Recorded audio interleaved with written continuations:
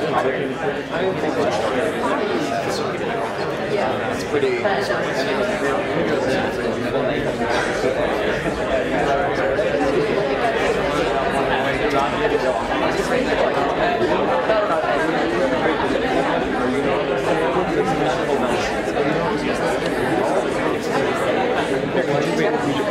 Is there like another article? I feel like people will realize. Here, just trick it over. Yeah. Okay. Good call. The double trick. Yeah, thank you. The double trick. The double trick. Triple trick. Triple double. Triple double.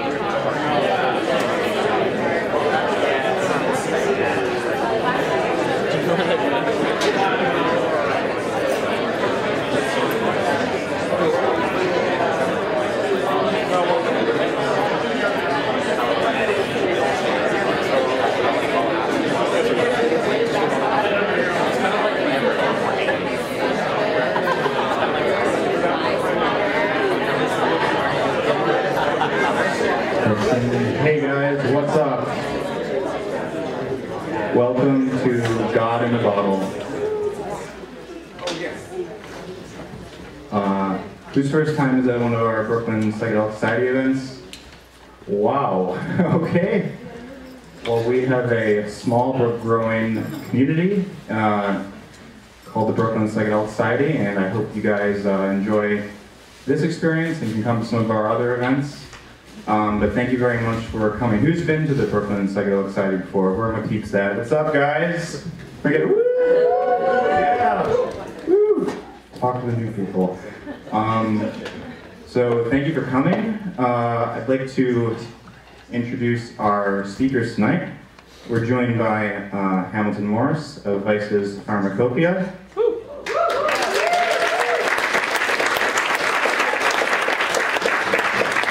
Raquel Bennett, sorry, how do you say, is it Bennett or Bennett?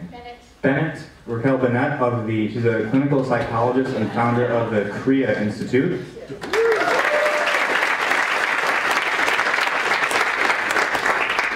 And psychopharmacologist and Professor Jason Wallach.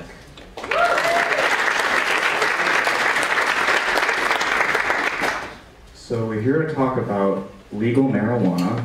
I really am glad you guys could come. So yeah, we're here to talk about ketamine and other dissociatives. Quick, quick, useful lexicon announcement. It's actually dissociative, not disassociative. So some of your more pedantic-sided friends might have been kind of looking at you funny after you told them about the ketamine dissociative event. Yeah, you're welcome. Okay, so I'm gonna get started with some personal kind of things. Can I ask how you guys all came? It kind of came like a group package when this event came up, and could I ask how you guys might have met? I Google stalked Jason. Oh, Am I on? Yeah. So why don't we start the story? Why don't you guys go first? Because probably it's farther back.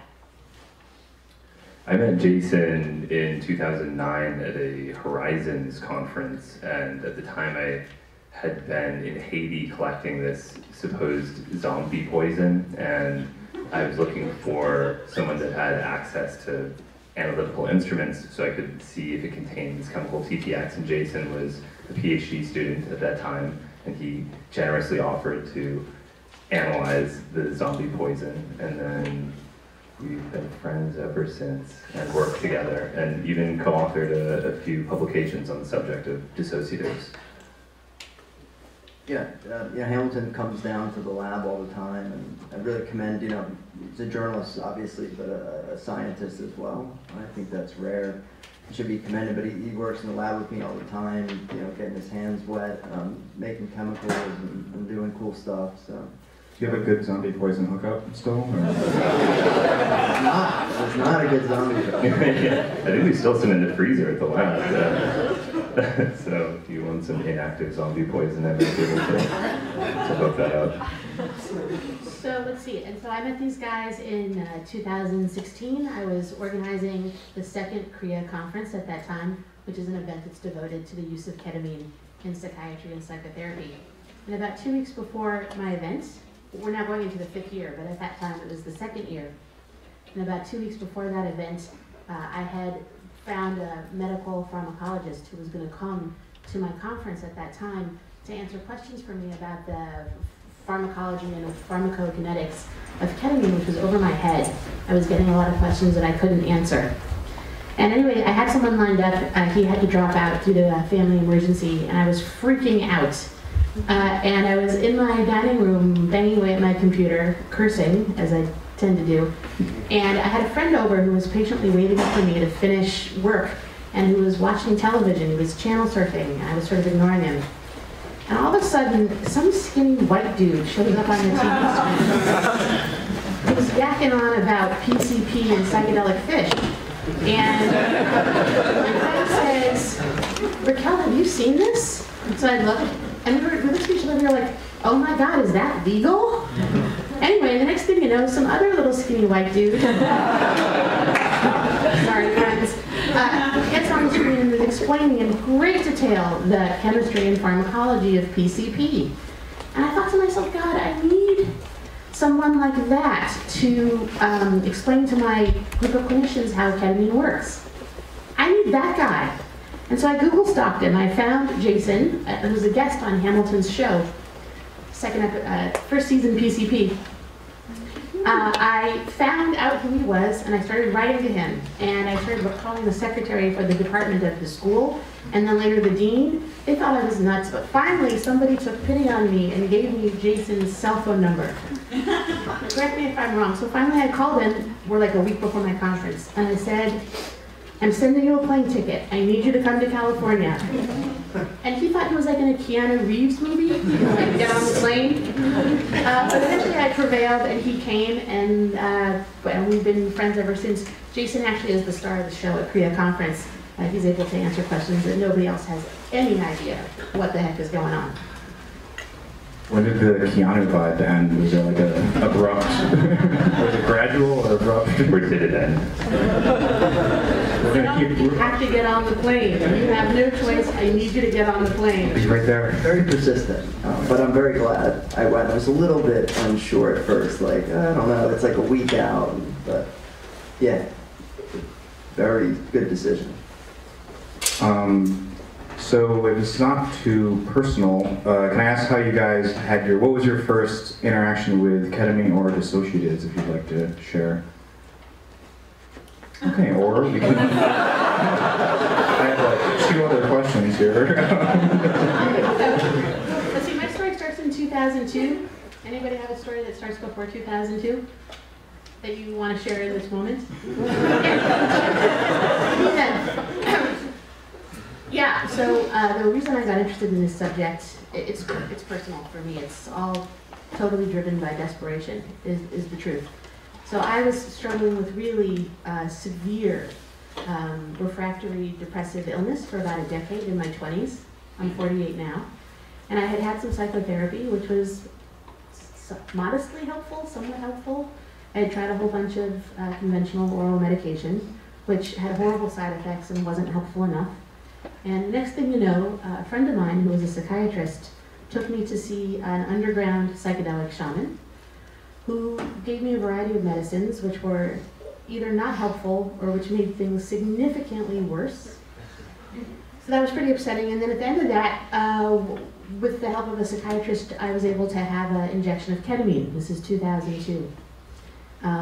And I was at my wit's end when this happened. I was truly on the verge of killing myself, and she knew that. And I got this injection of ketamine, and it saved my life. God came, or my vision was that God came and put a key in my ear and unlocked my brain, and suddenly I was able to feel myself and think clearly for the first time in years.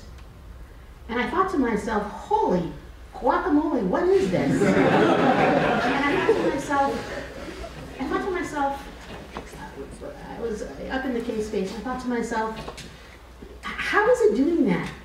And is it replicable? Would it do this again for me? Or is this just like a total fluke? And I wanted to know, does it do that to other people? I was very excited. Of course, I couldn't tell my team about this because I was totally freaking paralyzed for an hour, so I had to keep that thought to myself. But anyway, that began my obsession with trying to understand how to use this tool therapeutically. 17 years later.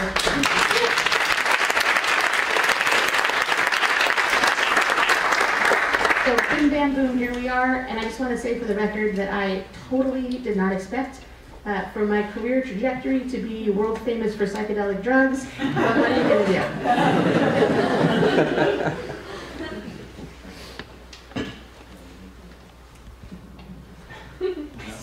I mean, I didn't have a single transformational experience like that, and my interest in dissociatives was more pure curiosity than a desire for a therapeutic effect. I think ketamine is a drug that's profoundly difficult to describe verbally, and I had read quite a bit about it. I had read John Lilly's book, The Scientist, which I highly recommend for anyone who's interested in ketamine and hasn't already read it. And it gives you a sense of the power of ketamine, both for good and for bad, in terms of inducing a sort of delusional state. And I'd read Arrowhead reports and things like that, but they all really failed to capture the essence of ketamine, which is a very bizarre thing that sort of transcends. It's ineffable and it's a little bit difficult to verbalize, but I was amazed by what it did, and then that became the entry point to many other dissociative anesthetics, which are either used medicinally or are sold on the gray market, and it's a pretty fertile area for research right now because it just keeps growing every year. Yeah, I would add that I'm primarily interested in its therapeutic effects, specifically the use of ketamine to treat refractory mood disorders, including depressive disorders, bipolar disorder, and suicidal ideation. So I'm really coming at this from the clinical side, and also it's no secret that I myself have been a ketamine patient for 17 years, and I use that in addition to a variety of other strategies to stay well. Is ketamine safe with bipolar? Because that's usually seen as like with traditional psychedelics like acid or mushrooms, it's usually seen as something to not mix, right? Or well, right, so the problem is that the other things that you just mentioned, psilocybin, MDMA, LSD, they're serotonergic. They have a lot of activity in the serotonin pathway. That can be terribly destabilizing for someone on the bipolar spectrum, and really not a good idea. But in contrast, ketamine is primarily active in the glutamate pathway. We'll let Jason say more about that in a moment. But in any case, to answer your question, we only give ketamine treatment to people who have been diagnosed as bipolar if they're stable on a mood stabilizing or antipsychotic medication already to hold down the top end of their illness. And then if they continue to struggle with depression, as they often do, then we're using ketamine to lift up the bottom end. And the idea is that we're using the medicines together, ketamine on the bottom, antipsychotic on the top, to try to help people be contained in a more normal mood range.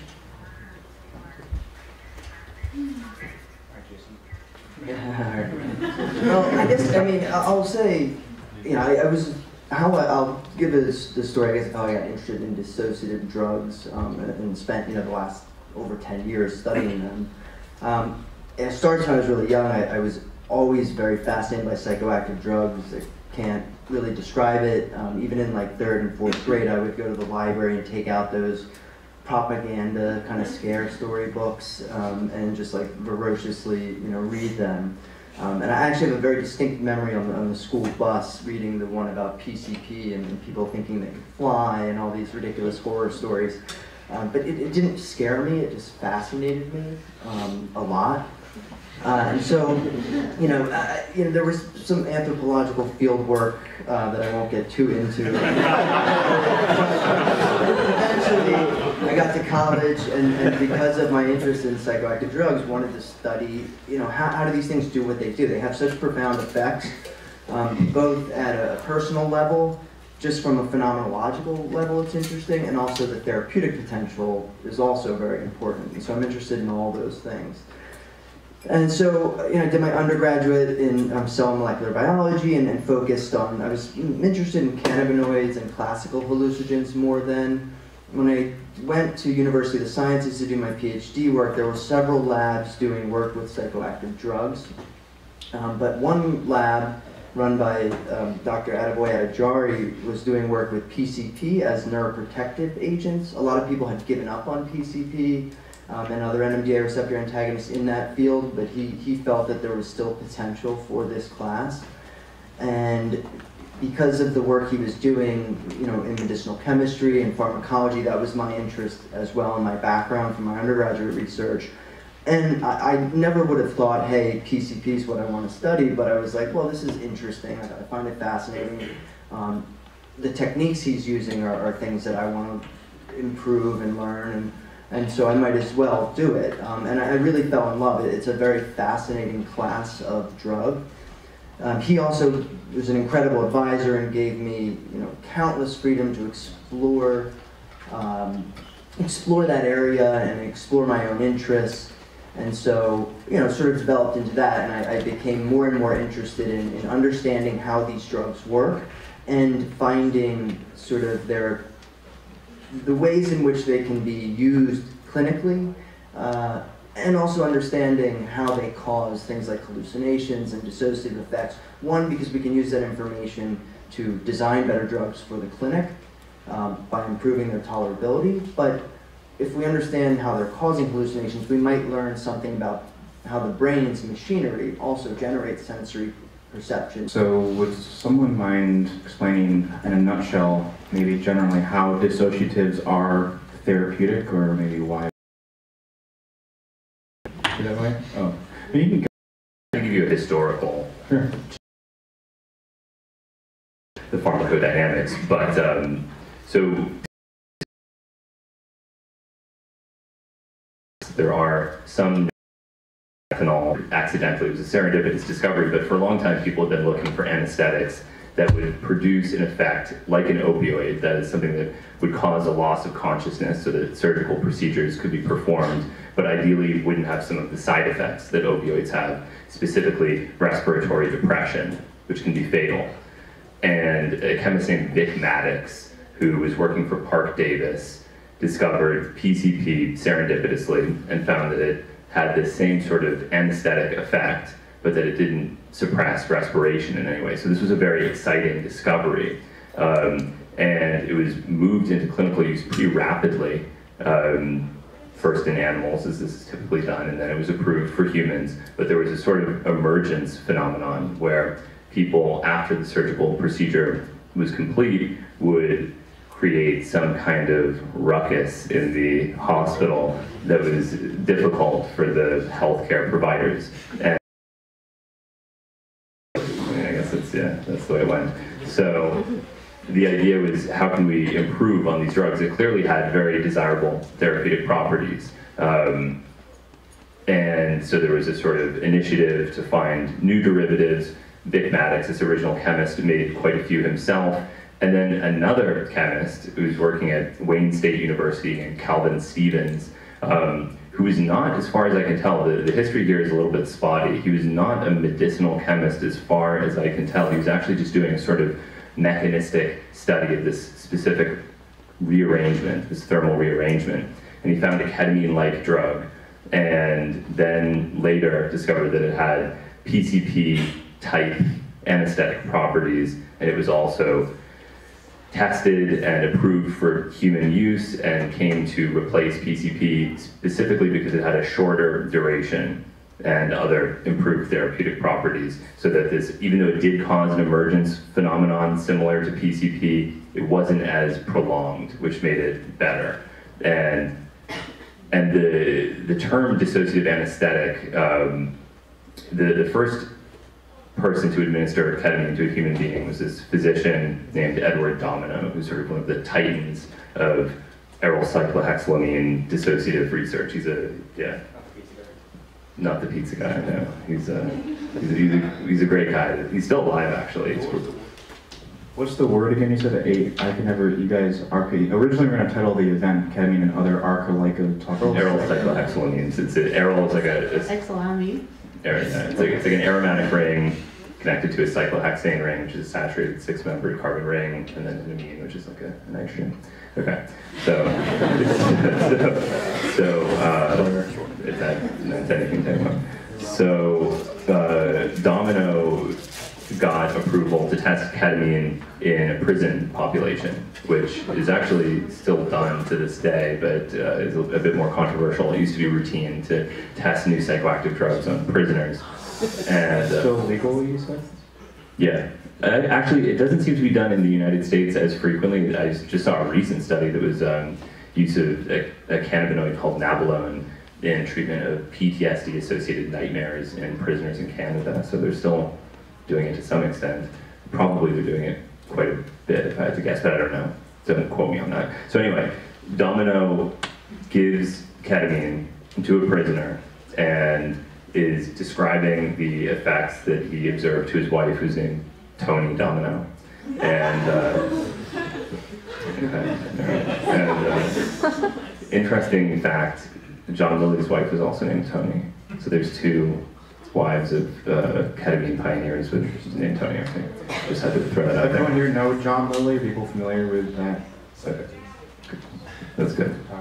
Well, we can talk. I mean, we could talk all day about John Lilly, but okay. So then Domino tells Tony Domino that this drug produces a strange dissociation, and at the time they were calling them like cataleptoid anesthetics.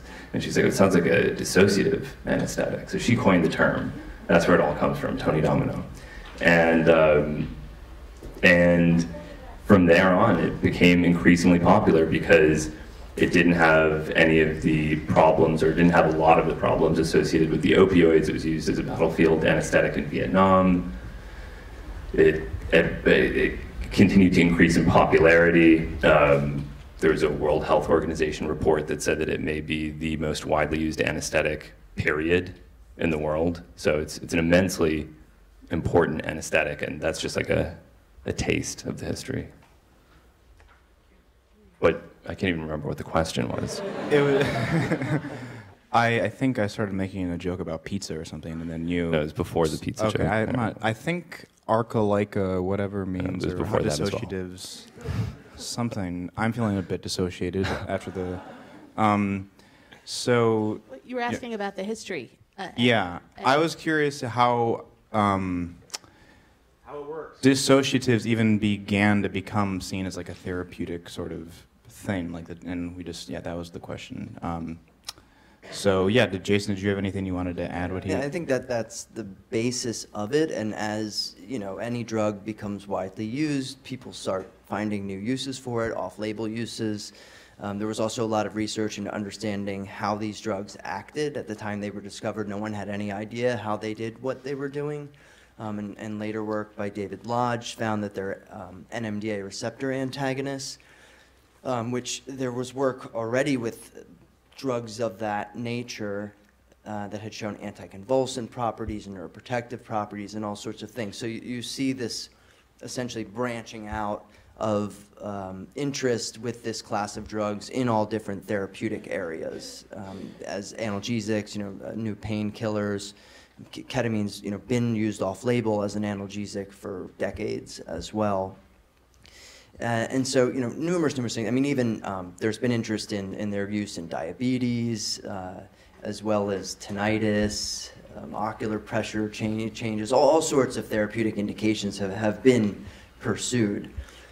As far as the most successful, obviously ketamine as a general anesthetic recently for treatment-resistant depression, which I'm sure we'll get into. Dextromethorphan is another NMDA receptor antagonist used as a cough suppressant, but is also approved as a combination drug called Nuedexta, which is used for pseudobulbar affect, which is sort of an emotional liable disorder. Another drug, see this like wide branching out. What do I think it is? It's a form of medical criminal. It's a form of medical extortion, is what it is. It's terrible. The cost.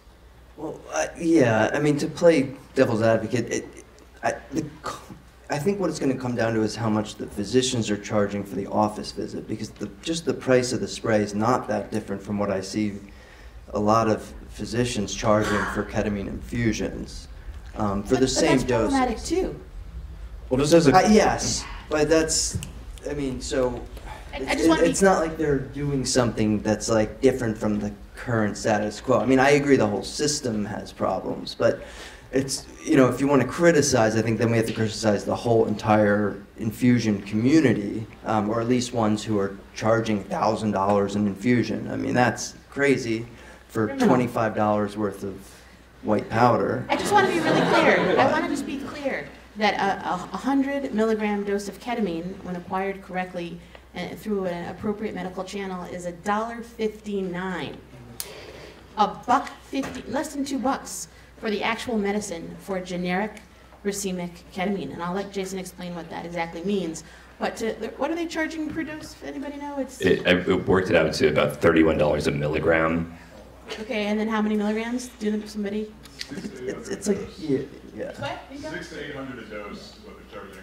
They're charging $800 a dose for this nasal S-ketamine. And that might not include the doctor's visit again, because their time and so that's where it's going the to go DVDs. up.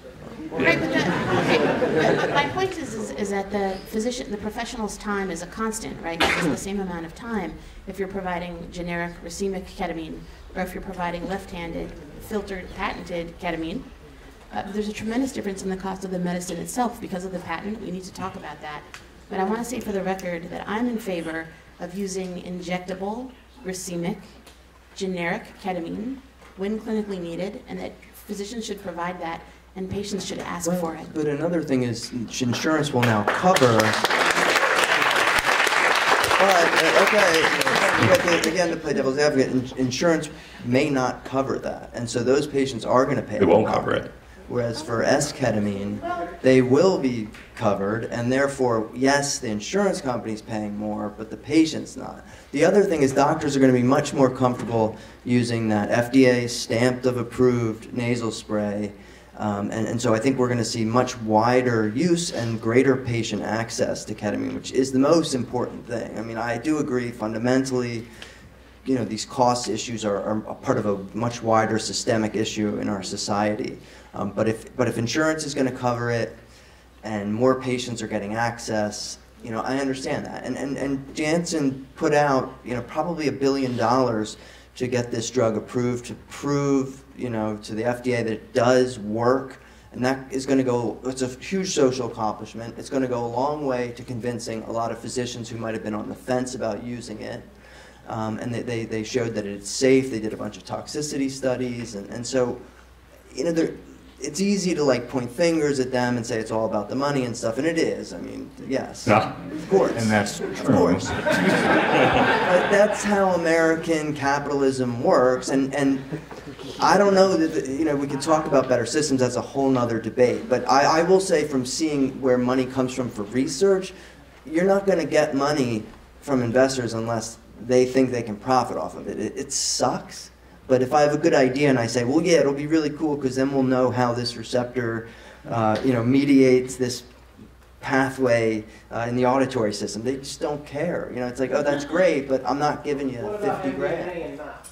Like that was all done through a non. No, we're not even going to go there. I don't. Separate category. Yeah, I mean. Save that for after the show because it's a separate after the event. Try to It's a whole raise money, tangent. yeah.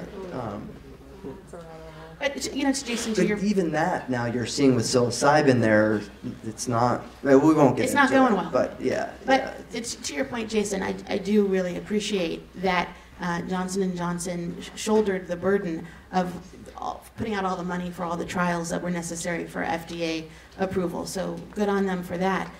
But I still think the price is outrageous and inaccessible. Yeah. And you know, if they were charging a reasonable price for their patented filtered product, which I'd like for you to explain in a moment, then I would be advertising for them for free. I would be advocating. It really is an advance forward as we think about a new category of glutamate modulating medication for the treatment of refractory mood disorder.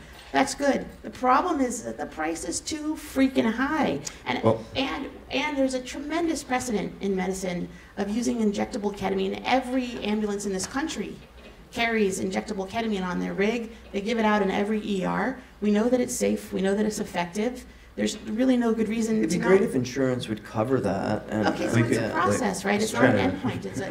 Insurance sucks. It's a process. It's like a whole- yeah. It's a process. Hamilton, how did capitalism start?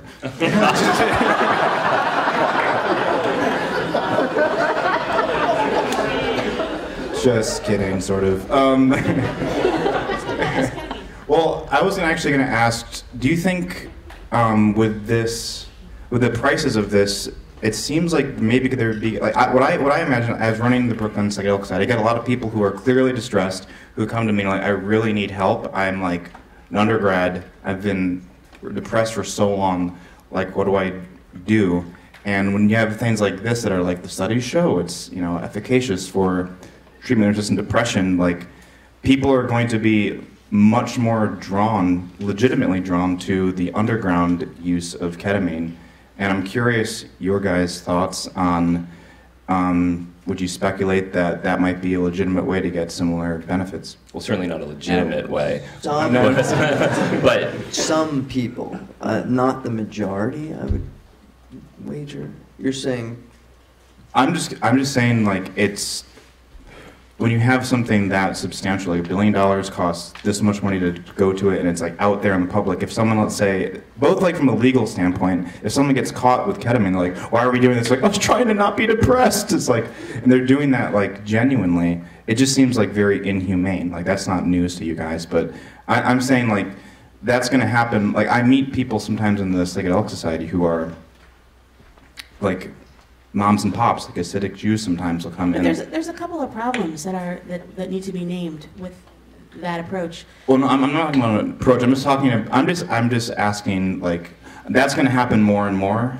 That's what I'm saying. I think that's a positive thing. Medicating these people? Is that what you're saying? So yeah, just people are going to go to the underground. Yeah, but here's the problem, Colin. I mean, there's a whole bunch of them. Okay. Let me name a couple of them. First of all really excellent psychological treatment begins with an excellent diagnosis, where the clinician takes a look and says, hey, here's how I understand the cause of your suffering, and then comes up with a treatment plan that matches the diagnosis. So ketamine works for some things, but not for others. And I give a whole sort of hour-and-a-half long lecture on that, which I can't get into right now. But part of it is doing a diagnosis-driven treatment. Ketamine doesn't work the same for all forms of depression. Some people are much better served by using MDMA or by not using medicine at all. Some people would be harmed by this, so that's part of it. Part of it is that just using ketamine doesn't build your skill set. People need a little therapy to go along with their medication of any form so that ultimately they can help themselves. My idea is to get myself fired because I did such a good job in helping people gain some skills and insight that they don't need me anymore. not because I was practicing unethically, but rather, no, seriously. But people need skills in addition to medicine, so that's part of it. Using it on your own doesn't provide that. And finally, I've seen a couple of really terrifying medical emergencies, people who had loss of airway, or people who had a seizure during the course of medically supervised, safe and legal ketamine administration. And thank God there was a physician in the suite who knew how to assess and manage those situations. I'm a psychologist. That's outside of my scope. I don't know how to do that by myself. And so I want to be really clear that using this medicine outside of a supervised context, I think that's not safe. Okay.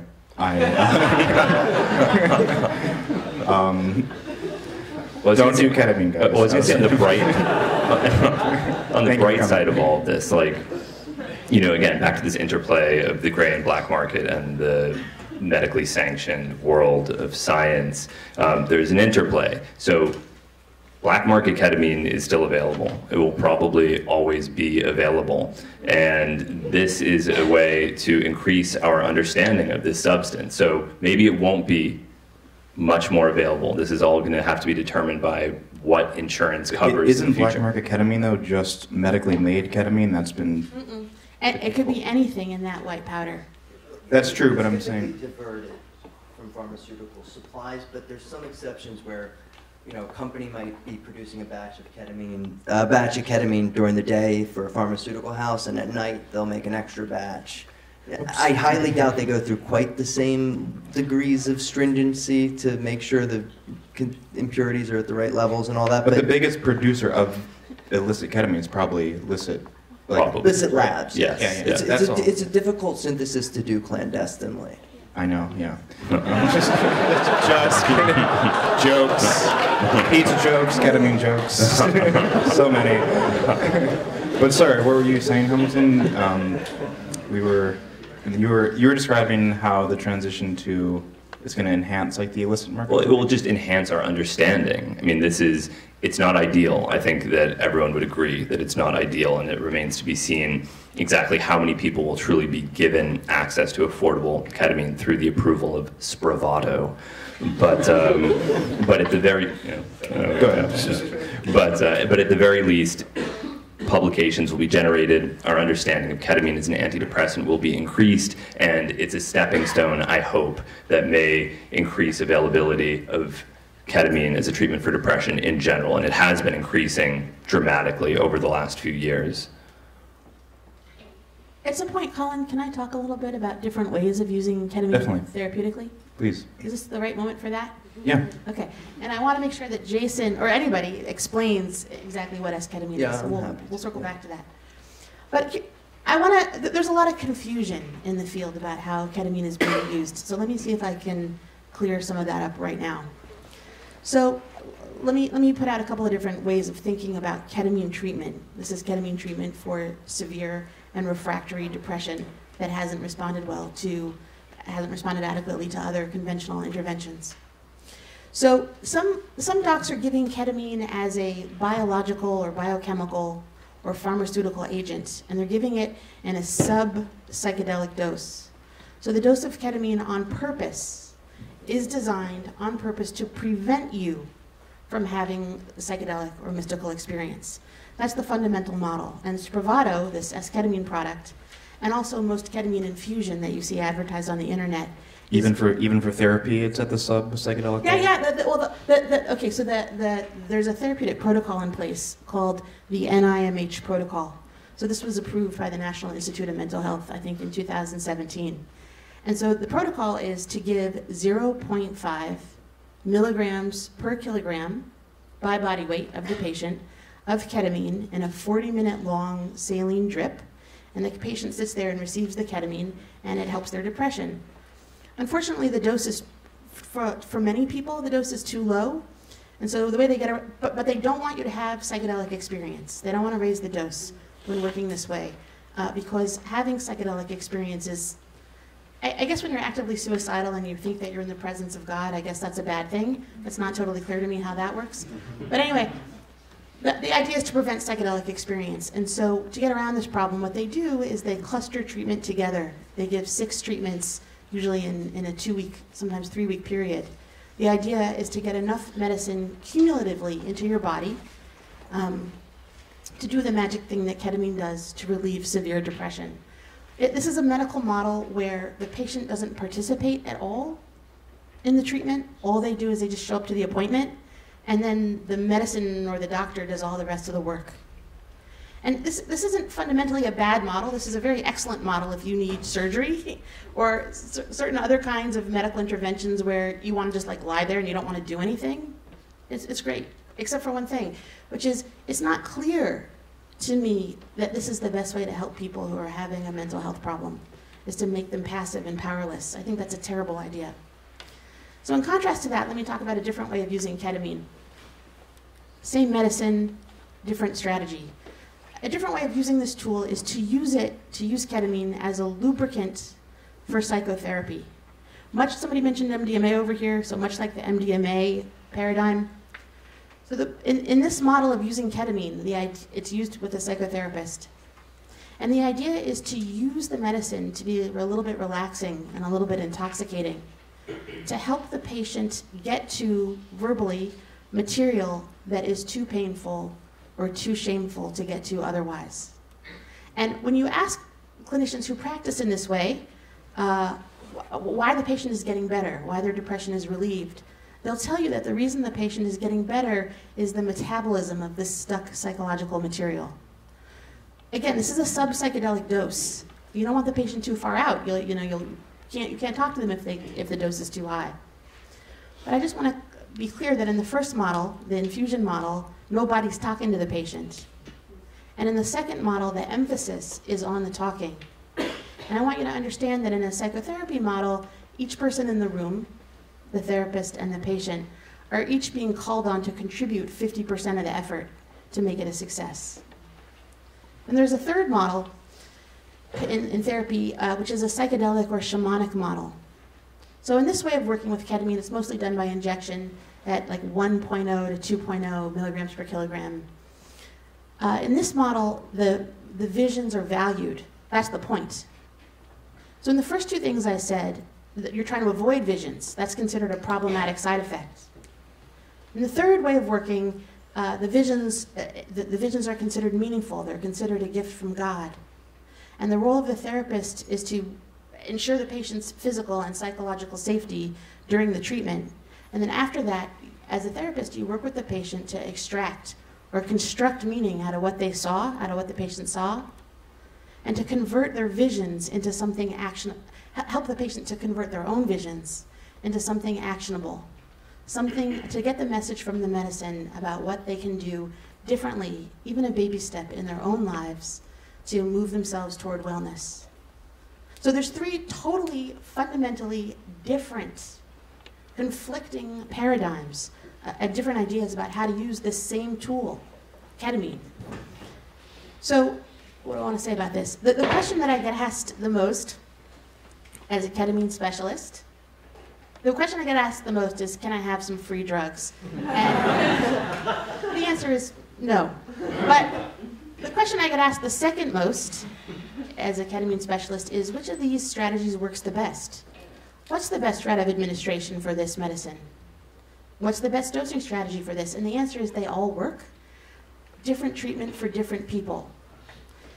For some folks, low-dose sub-psychedelic ketamine infusion is just the thing.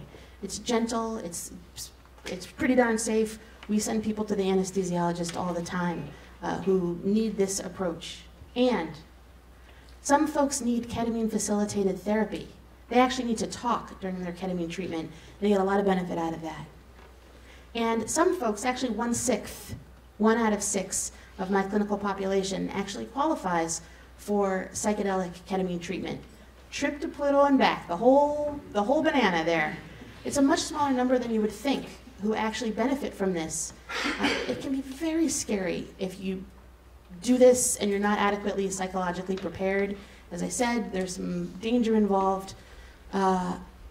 So again, the thing that I really want to convey to you is to be educated, to know what to ask for as a consumer, if you're a provider, to be working with a variety of ketamine services, to be skillful with a couple of different routes of administration, and to be knowledgeable about different dosing strategies, and to know what to use when. Not everybody gets the same treatment. This is not a one-size-fits-all kind of a deal. Thank you. Yeah, you want to do some snaps or claps? That was really... Is it legally mandated then for what the patient is allowed to receive, one of those 3 dosage levels? No. Like when you say qualify, like 1/6 qualify, is there some protocol to... No, that's my clinical judgment and my experience, having done this for a really freaking long time. But basically, here's the thing. Is that we've demonstrated, we know that giving ketamine in a pretty high dose range over here is considered safe and effective in a medically supervised setting for medically fragile patients. And they do it all the time for anesthesia and analgesia, meaning for sedation and pain management for medical patients like in a hospital or an ER or something. So we accept that this is safe and this is standard practice and they've been doing it for 50 years. And over here now we have Spravato and we have the NIMH protocol saying that a little tiny bit of ketamine, like a little bump of K, is considered safe and effective for people who are psychiatrically fragile, a fragile population, people who are suffering. So what I'm trying to do, I don't have enough, I need one more arm here, is it becomes problematic at some point to argue that the dose in the middle, the psychedelic dose range, is somehow like not safe for healthy people. Because you're already arguing that the low dose is safe for psychiatrically fragile people, and the high dose is safe, like high dose is safe for medically fragile people. So what I want to do is take a look at what's happening in the middle here. Anyway, so none of this is really written down yet. It's all in development, something I've been working on for many years. And again, it is the skillfulness of the ketamine provider, someone who's been doing this a long time, and there's a small group of people in the community who have been doing this, who know how to tell the difference about what's likely to be helpful. And I just want to say one more thing, which is I love treatment success. And if I'm going to ask the patient to throw down a couple $1,000 for treatment, I want to be pretty confident that it's going to work. And so that's, I'm trying to give people the best treatment I can. With all the tools that I've got, I try to give people what I think is likely to be helpful. Jason, I have a question for you. Sure. Are there neurological differences between those 3 different experiences? Because as Hamilton was mentioning, these are kind of like emergent properties of these chemicals, right? Is there like a... I'm in emergence from anesthesia. Okay, when you're coming out of... All right. Considered a bad thing in this context, Colin. I might be mixing some things up right now. Emergence, I'm thinking like emergence is like consciousness is an emergent property of lower physical. Yeah, I mean, you're saying are there different physiological things going on? Yeah, like the 3 levels that Raquel described. I mean, I think, well, certainly in the sense that experientially they're different, so I'm sure there are different underlying physiological changes in the brain.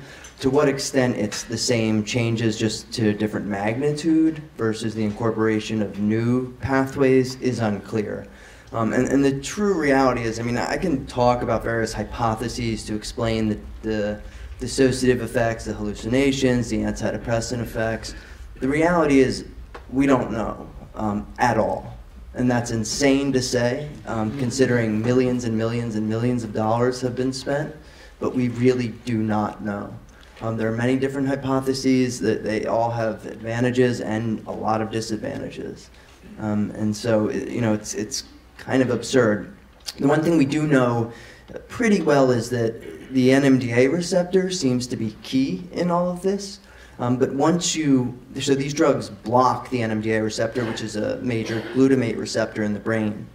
But when you block the NMDA receptor, it's not so simple as if you just activate an opioid receptor, if that's even simple, but it's very complicated. So don't get him going down this road. Essentially, Hamilton, by blocking that, you may have thousands of different chemical changes that occur within a single cell, right? And then these cells are connected into neural networks, and many, many, many different things change in these various neural networks. So, for example, you think, okay, these drugs block glutamate, so they're anti-glutamate drugs. Well, no, by blocking glutamate on certain inhibitory neurons, those neurons become inhibited themselves, and that disinhibits excitatory glutamate neurons. So these drugs actually increase glutamate release elsewhere in the brain, okay? And then that activates the release of serotonin, dopamine, norepinephrine, endorphins, all sorts of neurotransmitters all over in different regions of the brain at different time points. And so it's like trying to find a needle in a haystack, right? And so the problem is people will find one of those pathways and say, oh, this is the new explanation of the antidepressant effects. It sounds sexy to pretend like you know what's going on. But the reality is there's 100 other things that also correlate with the antidepressant effects. They happen at the same time. You can make all sorts of, deductive arguments and reductionist perspectives about the relationship. So there's a lot of hypotheses, but we really don't know. So other than I think there's very good evidence that the NMDA receptor is involved in the dissociative effects and the hallucinations and probably the antidepressant effects. But I found that people are more accepting of saying, I don't know, when you have a PhD. But, even scientists pretend that they know. Or if they think, maybe they think. I think I know what's going on, actually. I have the most prominent theory I've seen. I'm serious. Hear me out, guys. Lizards. That zombie sauce Hamilton is mentioning. No. Neurogenesis and neuroplasticity come up a lot, like at Horizons. Right, so this is an interesting point. Just today, Hamilton and I were talking about this. I was reading about this because it's, okay, you increase glutamate, that activates a neurotrophic factor called BDNF, and that causes synaptogenesis, neurogenesis. Great. There's a bunch of literature showing that a single dose of cocaine does that exact same thing. In this case, though, the scientists have interpreted to say that that's responsible for the addictive effects of cocaine. Now, maybe it's in different regions, although it doesn't really look like it, but you see what I'm saying? Like, you can make a beautiful story with experiments, but that doesn't mean that that's the actual accurate explanation for what's going on. And so many times people in science create a very sexy story that gets in the headlines and gets them grant funding. And I mean, this is really systemic, but sometimes it goes really deep, and they'll create animal models that are basically self-fulfilling prophecies for their own hypotheses to justify the continued funding that's going on. And so, we don't know, and it's okay. Like, we know a lot about what ketamine does. There's a ton of evidence that it does all of these things. It's taking that next step to extrapolate it and say this is what's responsible for the clinical effects. That's where the limitation is, and I don't think we should be forced to do that. We should collect as much evidence as we can until we have the tools to really, you can never prove anything either, but you can support a hypothesis very well and disprove a lot of other ones. And that's what we really should be trying to do, is disprove everything until we're left with the best possible explanation, and then try to disprove that. Well, and Okay, I want to tag on to what Jason just said, which is, I don't care how it works. I don't understand how ketamine works to relieve depression. I don't know. I'm going to leave it to the neuroscientists to figure that out. But what I do care about is that I can observe that it works. I don't know how it works, but I know that it works. And I know that it works for close to 70% of people with severe and refractory depression who are correctly diagnosed. And in the same way that I really don't understand what's happening under the hood of my car, I don't care. If there's a problem, I'll take it to the mechanic or to the neuroscientist. But I do know if the car is working or not. And so I only care about what the patient reports and what, as the clinician, what I can see. So all this reductionistic stuff about explaining it with neurotransmitters and chemicals and all that, not something that I'm interested in doing. And what the heck, Jason? It's helpful to know, because then we can use that information to design better drugs. That would be the advantage of having that. But the reality is, ketamine's antidepressant effects, that was not an intended consequence. No one designed ketamine to be an antidepressant. No one designed it to be a painkiller. It was designed as an anesthetic. So like, and that's the case with many, many, many drugs. Is their use ends up being something that was very different from what they were developed for, and that's okay. You don't, for the clinical use, you do not need to understand the pharmacological effects in the sense of like mechanistically how the drug's doing what it does. You want to understand potential toxicity risk, metabolism, how the drug moves around the body, its half-life. Those are very easy things to measure and understand. And one thing to keep in mind to underscore what Jason is saying is that people do assign a lot of value to these experiments. So if you have a Google Scholar alert on ketamine, pretty much every week you're going to see a new paper, and the number of explanations are just ridiculous. There's a couple papers that say that it exerts its antidepressant effect through some interaction with the gut microbiome, so it increases the amount of some beneficial lactobacillus, and that's what is causing the antidepressant effect. Or that the one that did make the headlines somewhat recently was an experiment that was done in humans where they found that the antidepressant effect was blocked by an opioid antagonist, and then they concluded, thus, ketamine is an opioid, has opioid-like abuse potential, we must use it cautiously for this reason. But then another experiment came out very recently where they also found that some of the anti-nociceptive effects of ketamine are blocked by a CB1, that's cannabinoid, the receptor 1, which is in the brain inverse agonist. So you can draw the same conclusion, say that, it's exerting its effect through cannabinoid receptors, or interaction with mTOR, or through this specific metabolite hydroxynorketamine, which is produced by the R enantiomer, which isn't in this new approved formulation. So you can bounce around with this stuff endlessly, and you have to be careful in not assigning too much value to it, because it can totally derail a clinical understanding if you're not looking at the results. I'll tell you how I think it works. But actually, I kind of wanted, as Raquel is kind of in between, like, Jason's a neuroscientist, Raquel's a clinical psychologist, you're kind of like the Goldilocks, you interface with both the psychology and clinical side. Or neuroscientific, what's your take on what causes depression?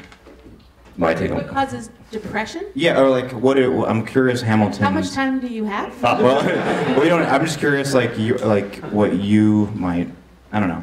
There's a lot of things that cause depression, and I don't think that I can give a simple answer to that. Okay. What were you going to say, Raquel? I'm going to talk about ketamine more phenomenologically, which is to say this, that when you give a psychiatric patient who has been correctly selected and extensively prepared, when we make the decision to give them an injection of therapeutic ketamine for psychiatric reasons, what they report is the following kind of experience, which is very unreductionistic, but namely that the body goes to sleep and movement stops.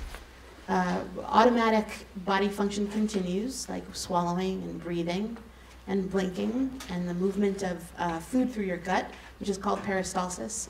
Those all continue because they're all automatic. So the body goes to sleep very temporarily. People report this. And then the chattering mind and the thoughts and the cognitions and all the intellectual activity, that also goes to sleep temporarily.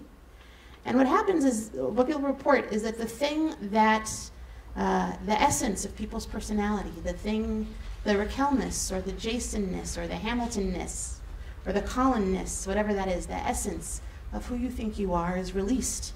People describe it coming out of the top of their heads, right through the cranium, and then being free to explore the universe for a little bit of time because the body sensations are numbed or dulled. And people go on to have fantastic, colorful, dreamlike visions. Sometimes they end up in frightening places, but usually they don't, particularly when they're well prepared. And then they're out there for a bit, 20 minutes of like pretty intense mental activity. The whole round trip is about 75 minutes, give or take. And then people come on back, and then we talk about what happened. So that's what I think is happening, and I didn't mention a single receptor or neuron, not once. One thing I'm also interested in, switching gears to behavioral economics quick, with the psychology, is it seems to me as an outside observer that like psychedelics are enabling effective therapy for treatments that would never have been able to happen before. Like, someone I know who was a therapist who was using the aid of psychedelics said that the person they were treating said their therapist said, it would take 18 years for you to work with this trauma. And what I'm wondering, mainly from Raquel, but if you guys want to chime in, is when this effective therapy, either through mid-level or shamanic level doses, starts actually healing people, do you think there's like there's a conflict of interest right now when the patient starts getting better?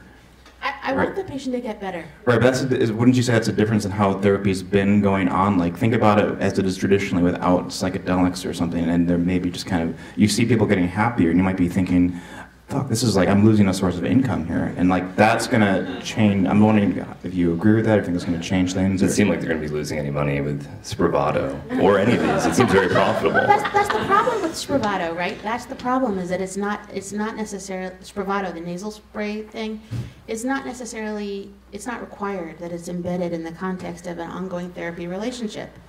And so if the thing that the patient learns how to do in order to feel better is to come to the doctor to get a bump of K, and they're not learning any new skills, that sounds to me like we might be potentially creating an army of addicts. Because the thing that clearly works the best, in my opinion, having done this for a really long time now, coming up on 2 decades, is some form of ketamine treatment, sometimes combined with antidepressant oral medication, always combined with psychotherapy for the treatment of depression, and a whole bunch of free stuff, like exercising. People can do that for free, and it really helps a whole lot. And using a sleep schedule, also free. And watching what you put into your body. Caffeine and alcohol and sugar actually tend to be really problematic for people who have a primary mood disorder. That's also free for you to work on that. Anyway, what I was trying to say is that for people who are depressed and who want to get well and then who stay well over time, they're actually doing a whole combination of things. And I'm actually pretty famous for saying that ketamine is never more than 10% of the treatment plan. That means that my team can provide ketamine to you, but 90% of the stuff you have to do also in order to stay well. It's not just about the ketamine. And also it's addictive, which is kind of different than other. It's not though. It's not? Was that yeah. Well, okay, anything can be addictive, not just small molecules. Gambling, sex, there's carrot addictions described in the literature. You said carrot? Yeah. Carrot. Yeah. Seriously. Knew somebody with that. Yeah. And anything that's reinforcing to an individual can cause addiction, which is like a problematic relationship with that substance or material or behavior, in the sense that it interferes with their life. And then there's like a DSM diagnostic of how they define addiction. It's very different from dependence, which is a physical dependency on the drug, where typically you'll have, you need it to feel some sense of normality, and if it's removed, you'll have a withdrawal syndrome.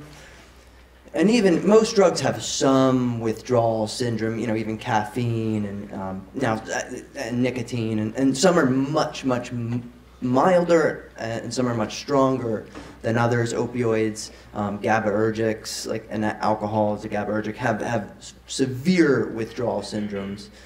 So the degree of dependency can vary. As far as addiction, yeah, there are reports of ketamine addiction in the literature. It's pretty rare.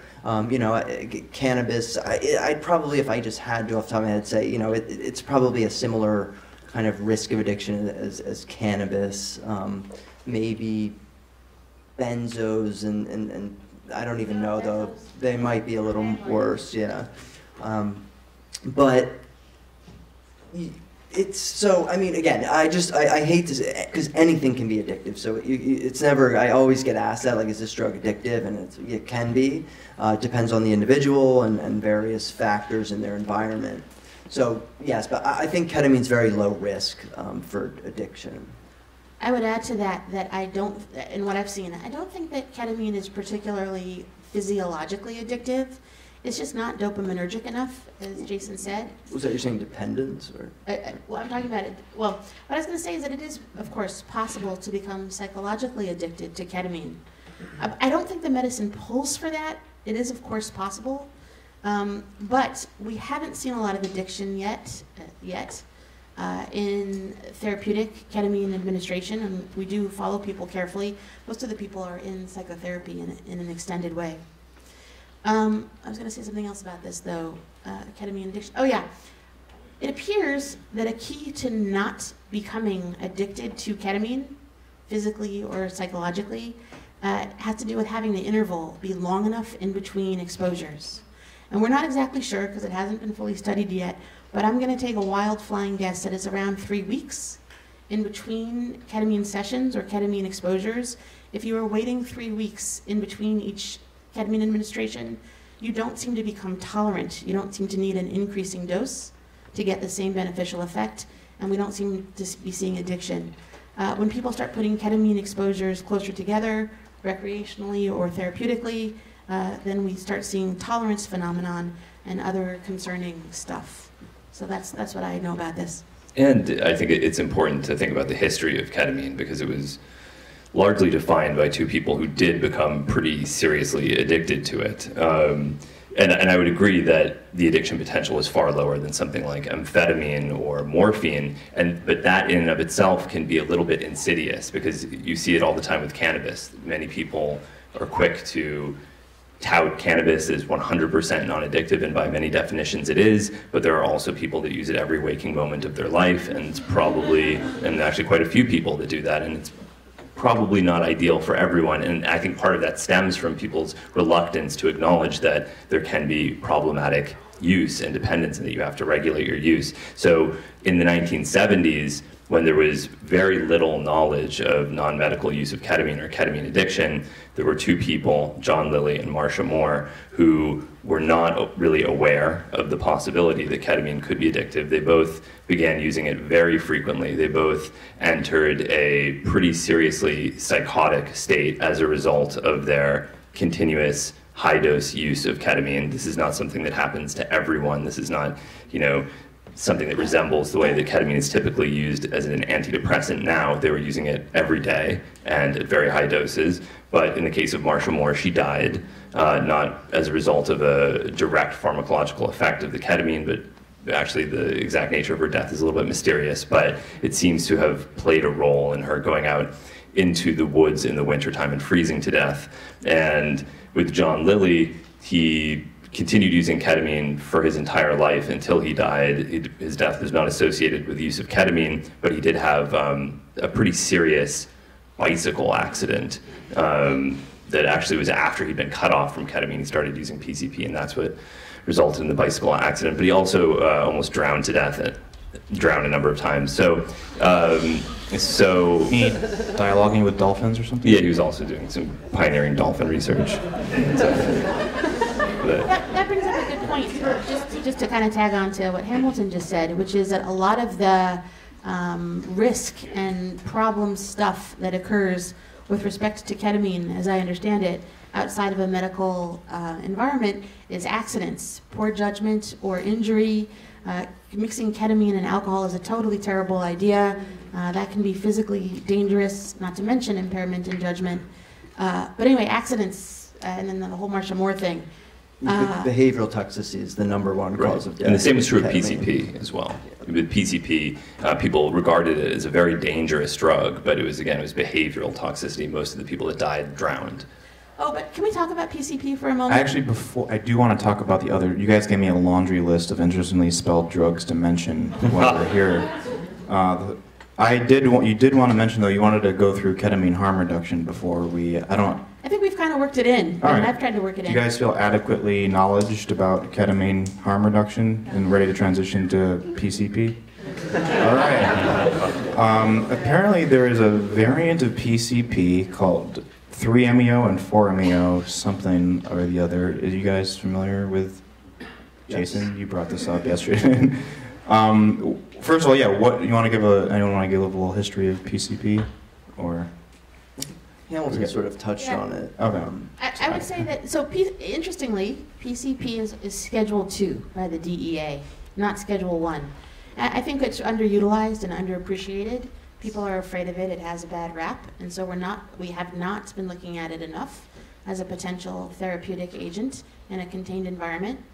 What's problematic about it is that it's really long-lasting, and so that's sort of undesirable, but it's a particularly beautiful medicine that may have some therapeutic properties. PCP was looked at in the 1970s as a potential psychiatric tool. So yeah, I mean, I would love, in the future, I'd love to see more research into the other cousins of ketamine to see which of these may be helpful for people with mental health issues. And it's worth mentioning for younger people, I mean, this is before I was born as well, but the magnitude of the PCP hysteria in the mid to late 1970s was equivalent to our fear of opioids today. It was the #1 drug epidemic. There were movies made trying to scare people away from using PCP. Every major magazine ran anti-PCP articles. It was considered the most terrifying drug by law enforcement because of its reputation of giving users superhuman strength. It was even instrumental in law enforcement beginning to use non-lethal incapacitating agents because of a number of incidents where PCP users were fatally shot unnecessarily because law enforcement didn't know how to deal with them. So they were really, everyone was totally terrified of PCP, and the legacy of that continues to this day. I mean, a lot of people, if they smoke cannabis and they have a negative experience, they'll say it's because there was PCP in the cannabis that they smoked. I don't think that's typically the case, but that just goes to show that it's almost synonymous with badness. But do you think that was overstated, or what's your assessment, Hamilton? I think there's a combination of issues. One is dose. Dose is something that people typically don't pay a lot of attention to with non-medical use of drugs. And you really, with something as powerful as PCP, you don't want to be using unmeasured doses of it because the behavioral toxicity can be enormous. I mean, there's endless scare stories. You could go on and on. There's people that tore out their own eyes. There's people that ate their friends, one of whom is my pen pal. There's pen pal in prison? Yeah, big. Was your pen pal, or your friend was? No, he continues to be my pen pal. So sorry, currently is my pen pal. But yeah, there's, you could just go on and on about the scare stories, and the truth is somewhere in the middle. There were really unfortunate things that happened surrounding PCP, as there are with alcohol and many other drugs. It would be unfair to blame PCP for those incidents because they were happening in an environment where there was no education other than fear-oriented, prohibition-ist messages that made people either use it recklessly or not use it at all. No DVDs. No CD-ROM. Well, this is the thing. Ketamine and PCP and methoxetamine and dextromethorphan and deschloroketamine and desoxyketamine, which are all the ones that I can remember and name. What they have in common is that they're incredibly powerful tools, and as such, they need to be respected. You have to use them gently. You have to use them with tremendous preparation and knowledge. And they have the potential to do a lot of good for people. They can also really hurt you, and so, just... And I'll say something with harm reduction. Ketamine is a very nice harm reduction tool built into it, in that at high doses it causes complete ataxia and motor paralysis, essentially. So you get whacked out, but you're not going anywhere. PCP has some ataxia, but it doesn't have that effect. And same thing with some of the research chemical dissociatives. You can black out and get up and move around. And, just like blacking out on alcohol or benzos, bad things obviously can happen if somebody's not watching you and looking out for you. So, that's a really nice feature with ketamine, and one reason why you really don't see any of these, I think, horror stories and things that happen with ketamine, because it's just, if you're at that level, that K-hole, you are just on the floor, that's it. Whereas PCP, you might get naked and be running around and start eating your friends. Can we end, actually, Jason, can you tell us about some of the other dissociatives that are in development? Sure. So there's a large number of research chemical dissociatives that have been made available. The first was a compound 4-methoxy PCP. Since then, a number of PCP derivatives have been sold. They're typically, I guess sometimes they're referred to as legal highs. They're sold often on the internet or in head shops in various countries. And they're just, again, sort of they're marketed as not for human consumption to get around various local laws, but they're derivatives of known psychoactive drugs. So many PCP derivatives have been made available in that capacity and are widely used. various ones become scheduled in different countries, and so what happens is then the manufacturers will produce a new compound and sell that. So we now have, I don't know off the top of my head, but 15, 16, or probably more 20 or 25 now at this point, dissociative research chemicals that have been made available or are continuing to be available. The other class, so we have the PCP aryl cyclohexylamines, then we also have the beta-keto aryl cyclohexylamines, which are represented by ketamine. So those are things like deschloroketamine, methoxetamine, fluorodeschloroketamine, FDCK, 2-oxo-PCE. A large number of these have been made available, and they share a structural feature that ketamine has, which is an oxygen in the 2 position. And then finally, there are the what are called 1,2-diaryl ethylamines, represented by diphenidine, ephenidine, 2-methoxyphenidine. These, again, come out of bans, particularly in the UK, to control PCP and ketamine compounds specifically. So actually within a week of that ban going into effect, the websites were already selling diphenidine as a replacement. Just the futility of a lot of these prohibition strategies.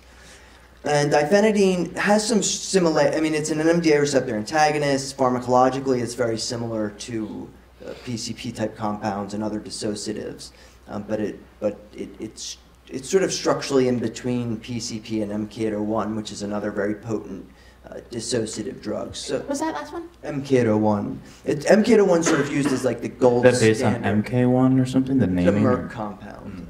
MK8. 801.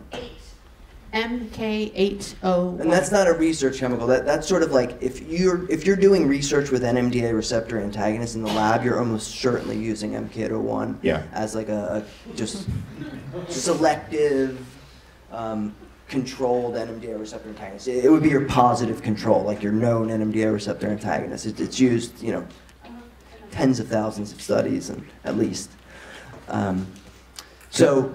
Yeah, and that's a very, very, very potent compound. It's not quite the highest affinity known. There's a few derivatives that have slightly higher affinity, meaning how potent it is at binding to the NMDA receptor, but it's up there.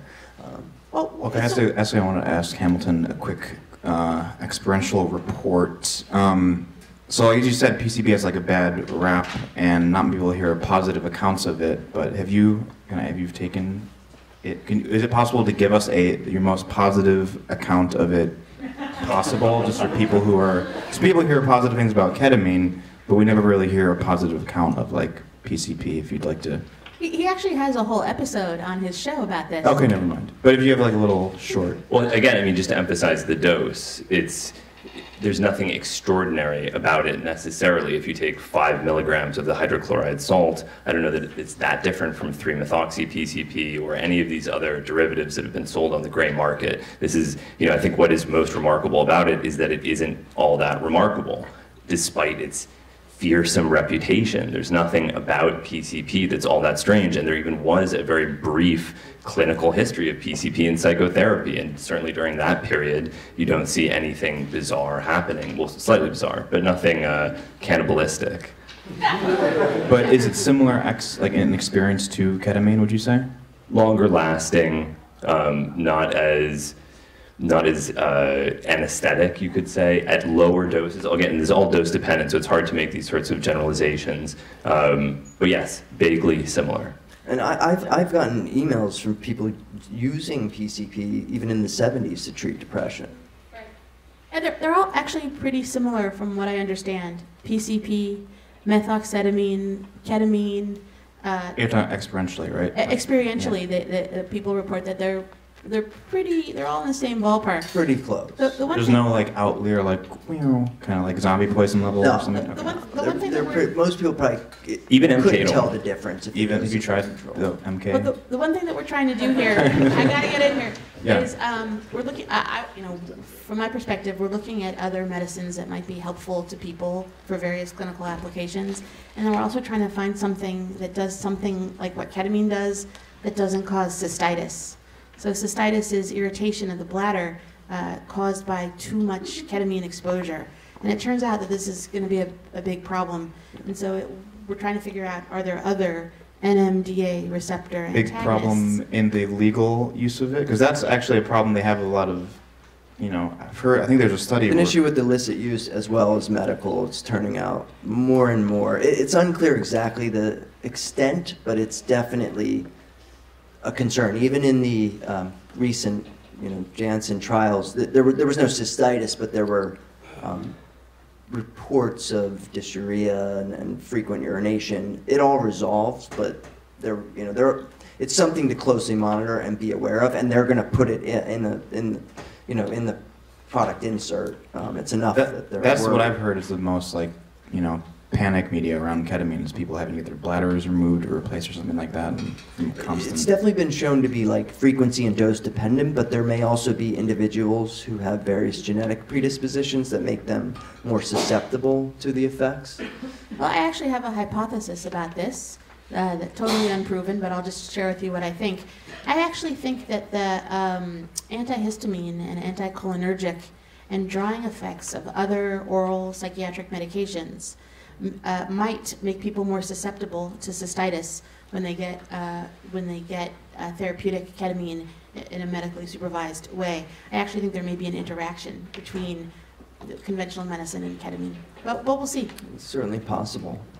Are there any other interactions? Oh, we're going to do questions very shortly, but yeah, totally can ask that. I just had, you mentioned an interesting study in Asia that said young people like K because it gets you very high and it's a fast round trip.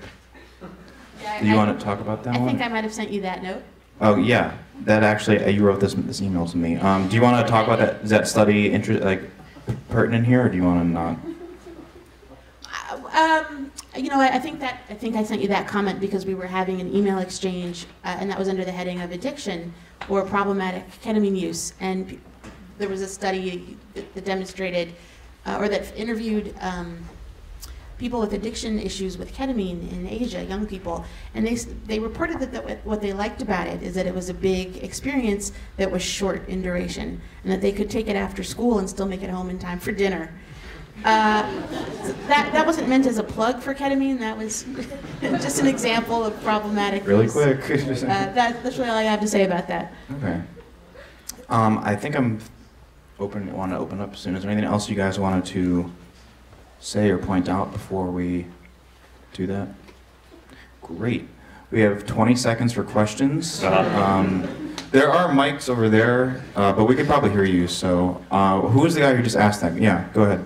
Yeah, I'm just wondering if there's any other interactions between conventional antidepressants and whether patients that you're treating with continue with their normal meds, or if there's any modifications in that. Yes, there are some interactions. That's beyond the scope of this conversation to get into the details of that. I will try my best to put up a slide on my website about it. But just to say that ketamine plays pretty well with most SSRI and SNRI medications. And so one of the advantages of this particular tool, therapeutically, is that patients can stay on their antidepressant regimen and also get ketamine treatment at the same time. It doesn't play well with a couple of things. Benzodiazepines are a potent ketamine mitigator. Benzodiazepines are an anti-anxiety medication, and used for sleep as well. So if patients are taking a lot of benzos, there's a very good chance that ketamine treatment won't work. Alcohol is a very potent mitigator of ketamine. So if you're drinking alcohol even close to ketamine treatment, 72 hours before, 72 hours after, you're just flushing your money down the toilet, in my opinion. Kava, which is also it's kind of like a natural benzo, that doesn't play well with ketamine. Lamictal doesn't play well with ketamine. That's a medication that has some glutamate modulating properties. Opioids are a mitigator. Barbiturates are a mitigator. The only thing that's actually dangerous with ketamine is alcohol. Ketamine and alcohol should never be used together for danger reasons and also because it's a mitigator. Everything else is not actually physically dangerous, but problematic. And again, I'll put a list for you on a more detailed list on my website. And I will say, yes, there's literature with a lot of that. Unfortunately, a lot of it's like case studies and anecdotal reports, which I think are valuable, but I really hope that there's more controlled studies as we go forward that can kind of address that, or careful monitoring at least with Spravato. And in some cases, these, Spravato. Bleh. in some cases, it's considered desirable. So what you often see with anesthetic use of ketamine is that it's combined with propofol, and the specific purpose there is to mitigate the psychedelic activity, to sedate the patient so that they're less susceptible to having these bizarre psychiatric side effects. Benzos as well, yeah. Well, right, so just to clarify, people, to tag onto that, patients who are getting ketamine as part of their anesthesia regimen at the dentist or having a surgery, they are not having intense psychedelic experience. They're being given benzodiazepines or propofol or something else, specifically to mitigate the visionary properties of ketamine while getting the anesthetic benefit. So I just want to be clear that the surgical patients are not tripping out. Or at least not complaining about it. I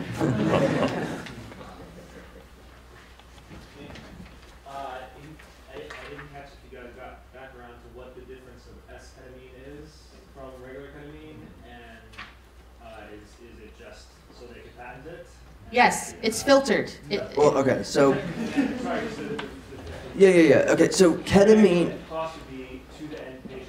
We had a lot of chatter about it, but does anyone have any idea what it would talk. No, we don't know yet. It's not even available yet as a product. It's yeah. So what? Okay. So ketamine, when people use that term, they're actually referring to a mixture of two different chemicals, and the reason is that certain molecules have something called chirality. It just refers to how they're oriented in space, and molecules that have one chiral center, like ketamine, can exist in two forms. And the everyday example given are hands. So you have a right and left hand. Molecules can have right and left-handedness. So the right-handed ketamine is R-ketamine. The left-handed ketamine is S-ketamine. And so there's been a lot of work figuring out the difference, because obviously they're oriented differently in space, although they have the same molecular formula and they're both ketamine, but they look different, and biological molecules are chiral as well, so they interact with receptors to different extents. S-ketamine has the more potent dissociative effects. It also has the more potent NMDA receptor blocking effects than R-ketamine. So I think that was the justification for Janssen to patent it as a treatment, as a treatment for treatment-resistant depression. And I think it as far as whether there's theories that R-ketamine might also be an antidepressant. I doubt it contributes much to the antidepressant effects of racemic ketamine. The reason being, if you look at S-ketamine and compare it with racemic ketamine, although there's no side-by-side comparisons, for the most part, the response rates are comparable between S and racemic. The rapid onset's the same. The duration of the clinical benefit's the same. The only difference is S-ketamine's about twice as potent when you control for route and all that. So it seems really likely that that's just because when you take racemic ketamine, to get the antidepressant effect, you need that much S-ketamine. Now, maybe that'll change, and there are a lot of interest, and millions of dollars are being spent now looking at R-ketamine, so we'll see. But the evidence to me is not very supportive. There's animal studies, but they don't mean much. So, does that, I guess, touch on the difference between the two? Or? The cheap one that's in every ambulance, that's R? No, it's racemic. Racemic. It's a 50-50 mixture of R and S. And that's not patented, but one or the other is? Yeah, S-ketamine was patented for treatment-resistant depression by Janssen. I'm not entirely sure that they may have been able to patent, and I'd have to really look at the patent law to say they may have even been able to patent racemic ketamine for treatment-resistant depression, because S-ketamine, they patented it for a specific indication. It had been around, it had been approved as a general anesthetic in Europe, so it is not a new drug by any means in and of itself. R-ketamine would have been the more novel thing to actually patent. But again, I don't think it would have worked. Someone has a patent on that. No, as well. people do now, yeah. But so here's the thing. Everybody and their mother's brother, every pharmaceutical company in this country has been trying for almost a decade to try to create a ketamine derivative that they could patent that would do something similar to what ketamine does for depression, for primary organic depression. And they were unsuccessful, either because their derivatives didn't work or because they were psychotomimetic, that means psychedelic, but having some sort of mental experience that the researchers judged to be undesirable. So to get around this problem, what Johnson & Johnson did is they took the existing mixture of ketamine, called racemic or generic ketamine, and they filtered it. As Jason said, it's a mix of right-handed and left-handed bent molecules. They put a filter in. A little more complicated. What do I know? I'm only a talk about your mother psychologist. But anyway, they took the right-handed molecules and they threw them out. And what you're left with is a mixture of just left-handed little ketamine molecules floating around in the solution, and they were able to patent that. And they patented the filtration process, and they jacked up the price by $1 gazillion. And that's what all the fuss is about this week, about the S-ketamine approval that happened on Tuesday night. By the way, we planned this event months ago, but it couldn't have been a better time. So here we are. And one final justification for the S-ketamine is supposedly reduced duration relative to the racemic ketamine, so that if it's being observed by a clinician, that maybe the time required for observation might be reduced slightly. Oh, give me a freaking break. Well, another argument is, though, less overall drug exposure. Because if the R-ketamine is not contributing to anything, why have 80 milligrams of that on board? You know, to interact with all sorts of off-target effects, maybe even contribute further to cystitis. I've personally tried S-ketamine and racemic ketamine, and I can tell you from personal experience that it's like the difference between Chardonnay and Chablis. Right, but a double-blind study to assess the cystitis effect. I agree, I don't think anyone could tell the difference. There is a shorter duration with S-ketamine. There's not. Well, it's not, you might not think it's significant, but if it is measured in a large enough group of people, it's been shown to be statistically significant. Yeah, I'm not going to argue with you about it, but I will state that I'm not convinced. And I'm not convinced. There's not a they're the same. But you're being, with racemic ketamine, you're being exposed to more drug that might not be helpful. I think so. No, but by definition you are, right? Because do we have more questions? The clinical difference is not substantial enough in my mind, if there is a difference, to justify the massive price increase. That's my opinion. I literally see only men who want to ask. Oh, sorry.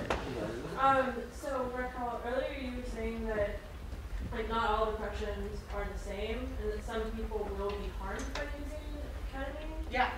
That's right. So, and also you said that some depressions, some people are better treated by MDMA. So I was wondering who would be harmed and how, and then also wondering about the treatment, about the potential for ketamine for treating like trauma as opposed to a more like more biochemical depression. Yeah, that's a great question. And it requires a somewhat long and nuanced answer, which we don't have time for.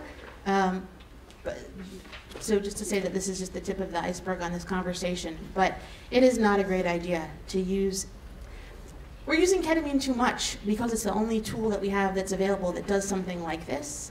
But actually what we really need is access to a variety of tools, including MDMA, psilocybin, and LSD, in addition to all the conventional tools to help people.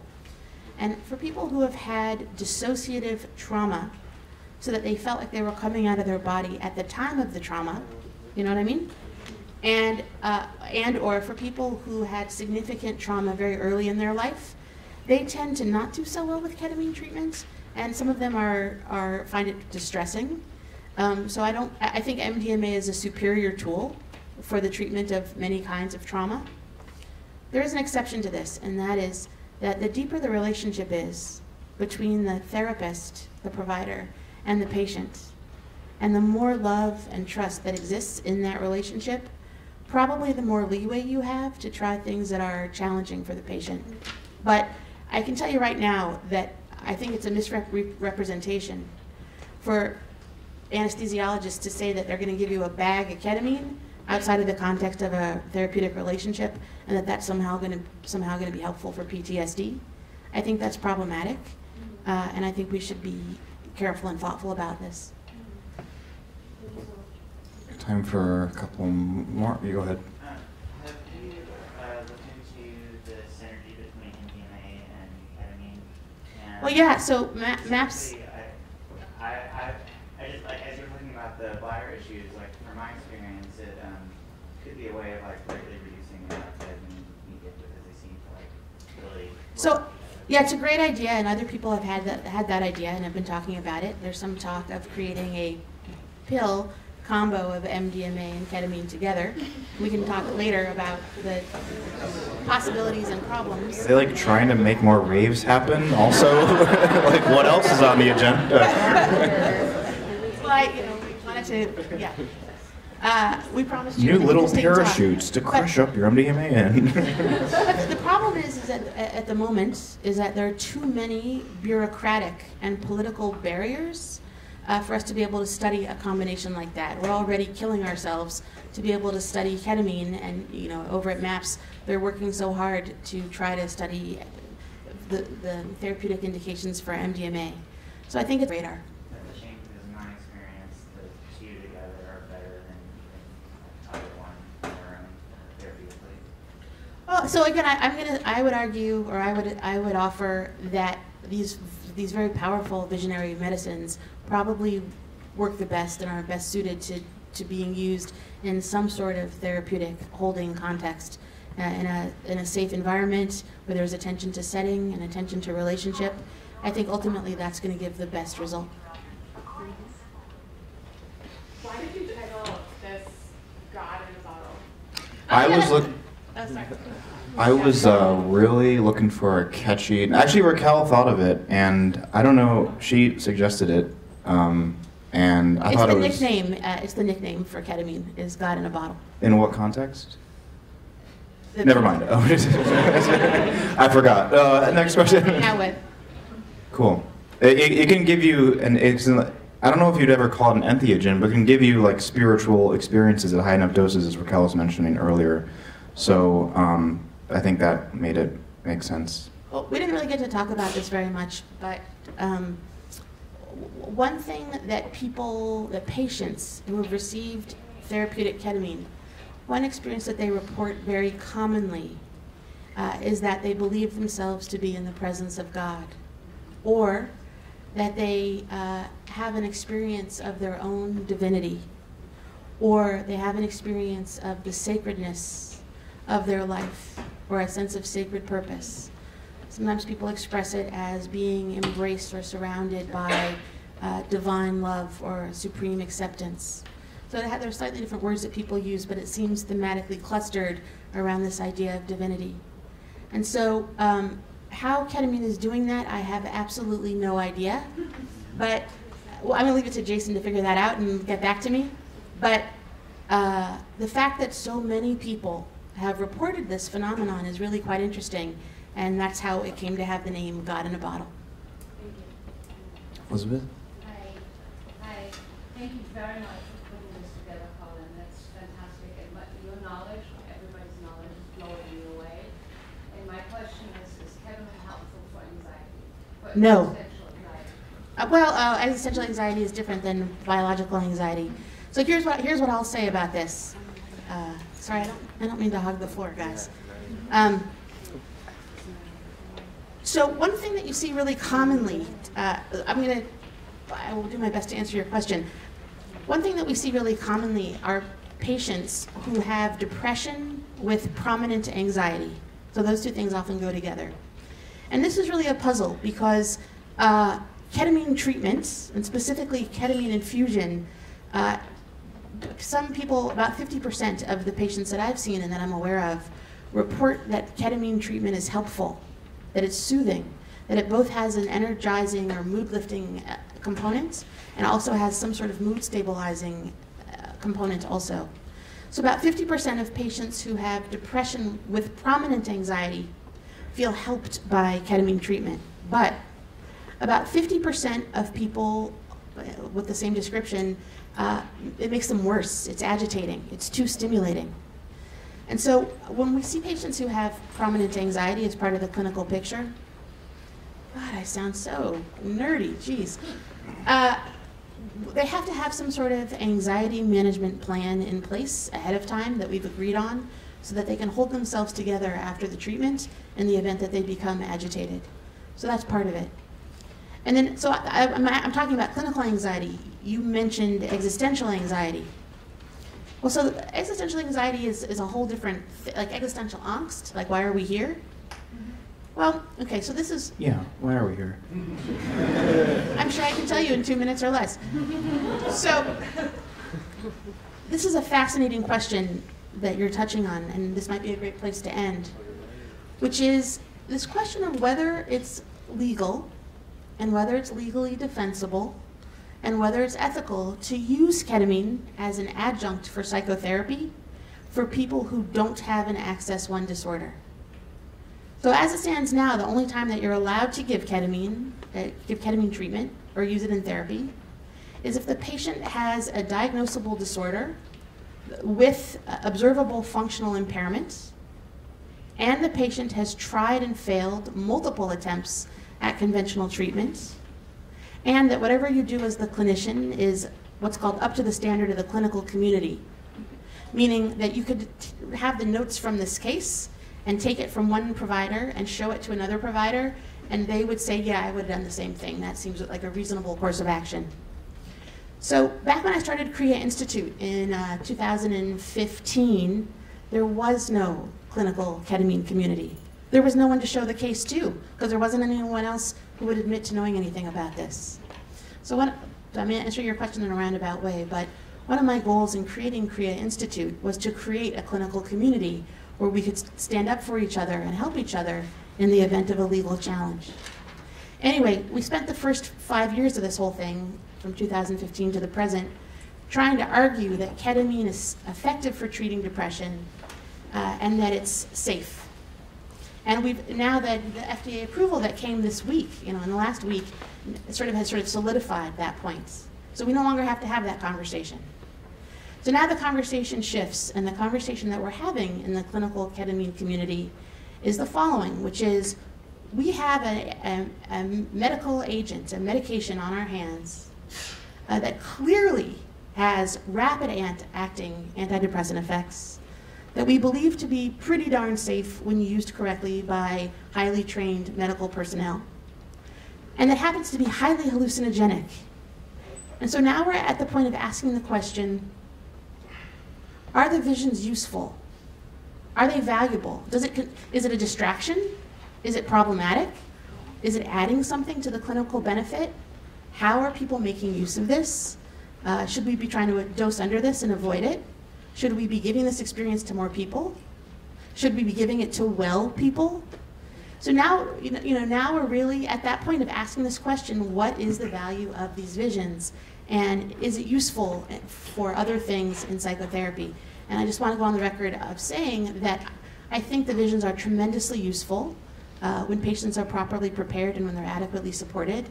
I think there's a whole lot there that we haven't unpacked yet, and I'm super excited about what's coming as we have more opportunity to research and use this tool.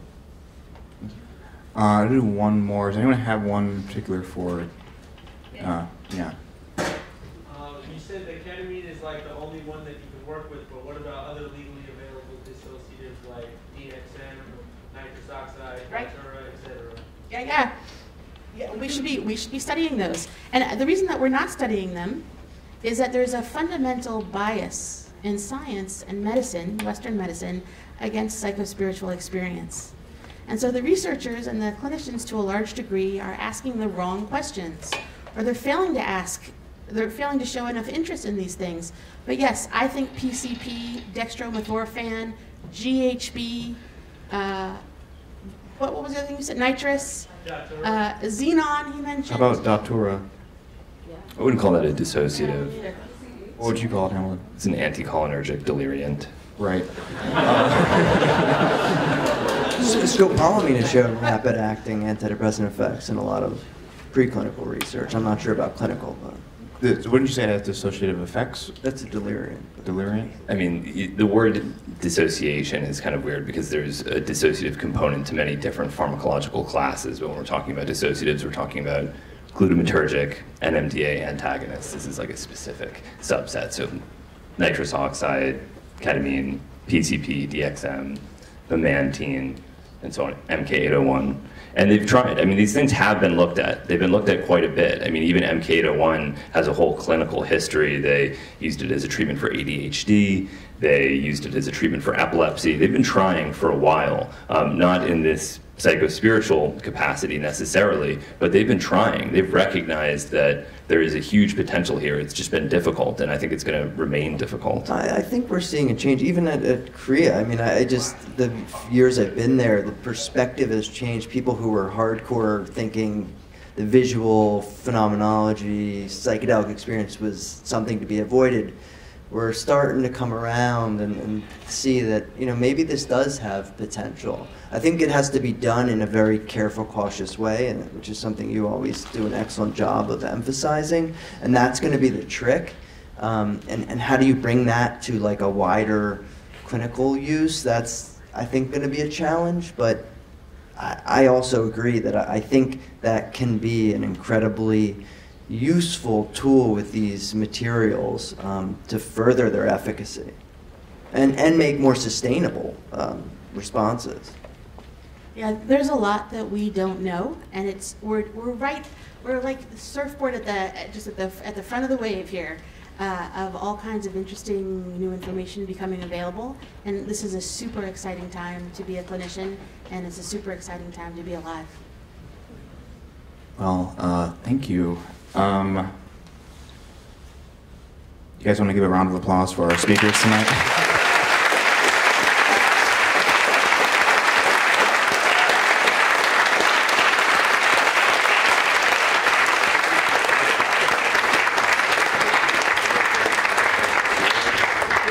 Now for Act 2, capitalism. Thank you all for coming. I had a couple quick announcements. If you haven't been, I highly suggest coming to Trip Tale Tuesdays. It's a very community-focused event in Bushwick at Caffeine Underground. My friend Kevin will be speaking on recovery of addiction and psychedelics on Tuesday. And on April 26th, we are doing a talk on Dharmawaska, which is the mixture of Buddhism and ayahuasca and how they may or may not interface. So thank you for coming. Hope you had a good talk, and yeah, have a good week. Thank you.